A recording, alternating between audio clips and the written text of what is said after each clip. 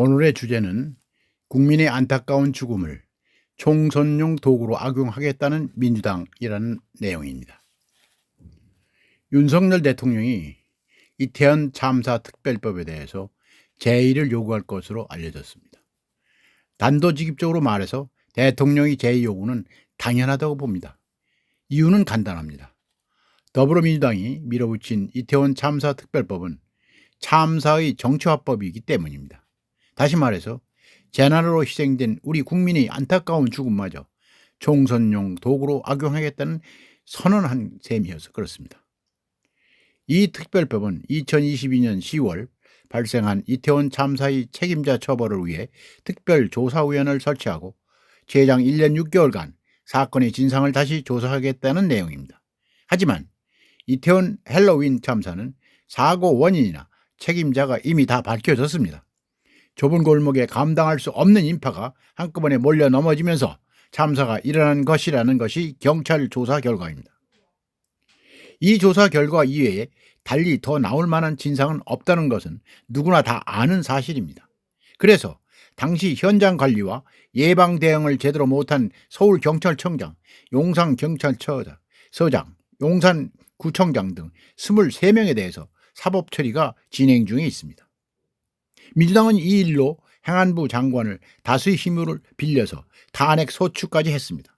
하지만 헌재는 전원일치로 기각한 바가 있습니다. 그것도 모자라서 55일간 민주당이 주도해 국회 국정조사를 벌였습니다. 하지만 더 이상 나온 내용이 없었습니다. 있을 리가 없지요. 그런데도 또 특별법을 만들어 특별조사를 벌이겠다는 것입니다. 그러면서 법 시행을 총선 이후로 미뤘으니 선거용이 아니라고 우깁니다. 그러나 민주당은 대통령이 재심의를 요구하면 어떻게 할 것입니까?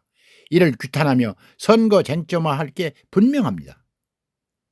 야권 사람들은 그걸 어떻게 예단하냐고 물어볼 것입니다. 그러나 한 가지를 보면 10가지를 안다고 했듯이 세월호 참사 때를 되돌아보면 금방 알 수 있습니다. 당시 민주당은 어땠습니까? 세월호 참사 특조위 등을 만들어서 8년간 9차례나 수사와 조사를 반복했습니다. 여기에는 민변과 진보단체, 노동계 등 친민주당 인사들이 대거 참여했습니다. 세월호 특조위는 어마어마하게 많은 700억 원이 넘는 예산을 썼습니다. 위원장과 부위원장 등은 억대 연봉을 받았습니다. 그리고도 새로운 의혹은 밝혀내지 못했습니다. 결국 운동권 인사들에게 일자리 만들어주고 월급 준 것밖에 없습니다. 헬로윈 특조위도 이와 별로 다르지 않을 것입니다. 민주당이 만든 법안대로 특조위가 구성되면 앞으로 2년간 96억 원의 예산이 들어가도록 되어 있습니다. 특조위 조사위원들은 모두 11명입니다. 근데 그 가운데 7명을 야당 위주로 추천하게 되어 있습니다. 공정한 조사가 이루어질 것이라고 봅니까? 절대 그렇지 않을 것입니다. 그래서 제2 세월호 특조위가 될 것이라는 것은 불을 보듯 뻔한 것입니다. 총선을 앞두고 민주당이 현 정부를 국민 인명을 경시하는 집단이라고 매다고 싶은 모양입니다. 그래서 자신들이 가장 아픈 부위를 잘 알고 있기에 나타나는 증상이 아닌가 이렇게 생각됩니다. 해양수산부 공무원이 실종됐을 때 북한군에 의해 사살돼도 죽든 말든 방관했던 민주당 정권이었습니다. 그뿐이 아닙니다. 탈북어민 2사람을 강제로 북송해서 고문치사 당하도록 한 장본인도 민주당 정권이었습니다. 참사 피해자에 대한 지원이나 재발 방지 대책 등의 필요성은 아무리 강조해도 지나치지 않습니다. 그런데 세월호 특조위가 없는 진상을 규명한다면서 국민 세금을 낭비하는 가운데 해난 사고는 더 늘어났다는 사실을 어떻게 이해해야 할 것입니까? 참사가 벌어졌던 이태원 일대는 1년이 지난 현재 인파가 다시 몰리고 있습니다.